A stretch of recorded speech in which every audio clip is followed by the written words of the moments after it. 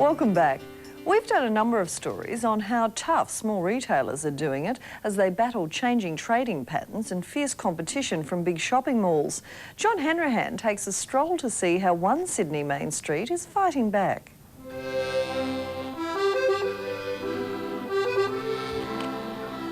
Visitors to the Crow's Nest shopping centre today are inclined to linger and stroll, savouring the sort of alfresco atmosphere long taken for granted in Europe. It's got such a nice cosmopolitan atmosphere now, you know, it sort of looks very chic. It's just a nice place to shop. I think it's great. Yeah, we use it.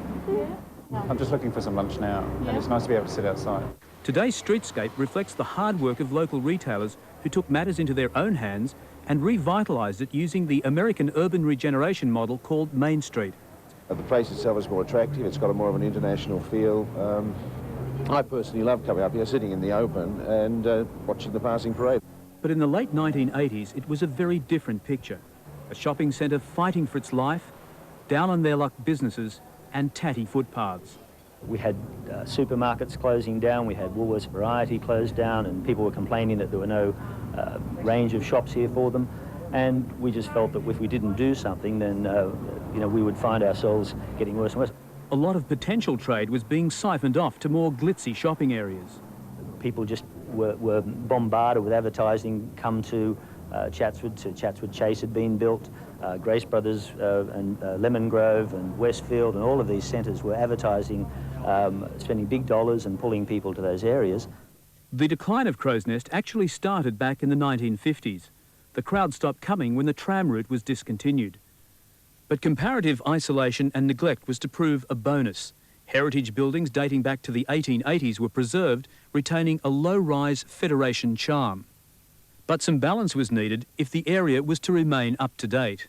This was the bridesmaid development of the North Shore. You know, nothing had been touched. Council restrictions were quite harsh as to development. As revenue slumped in the 80s, concerned shopkeepers put $20,000 of their own money into an architectural study of the area. The Main Street revitalisation concept was endorsed and a major facelift recommended for Crow's Nest.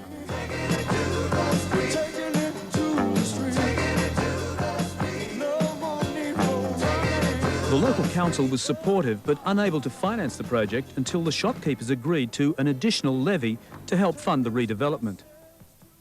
Lump in the regular council maintenance budget, another levy on outdoor tables, and some serious money was available to start work. In went the paving stones, planter boxes and trees. The biggest thing that I notice is a general improvement in the general morale amongst the businesses. A lot of them will still say, oh, it's tough, but actually they've got a little smile on the corner of their mouth. But it hasn't been an easy road. The first step you have to do is find business people in the area who are willing to get off their backsides and do something for themselves.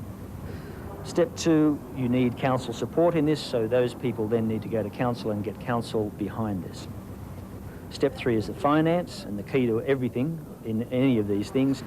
And step four is to make sure you've got the professional people at the end of the day when you get this thing rolling, that they do the right job.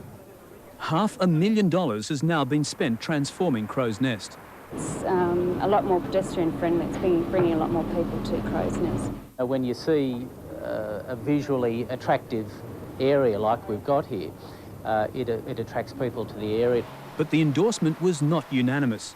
The big bugbear, lost parking spaces resulting from the widening of the footpaths. We have lost a lot of customers. People now, they want to park, get out and in 2 minutes or 5 minutes. They can't do that anymore. In fact, there are 4,000 parking spaces available in 4 off-street car parks, and Main Street directors are working to free up more. Retailers are coy about turnover, but anecdotal evidence suggests it's up, and there's more development on the way. We're looking at the Five Ways corner of Falcon Street, Pacific Highway and Willoughby Road, and we want to try and give that a feel of like a European piazza, so that even if you're just driving through the area, you'll realise you're really driving into something that's going to be very attractive, and will give you a message that this is Crow's Nest. For one business, that won't be a minute too soon. Please finish the job, that's all. Please finish the job. We are up here at the top end of Willoughby Road are feeling pretty out in the cold.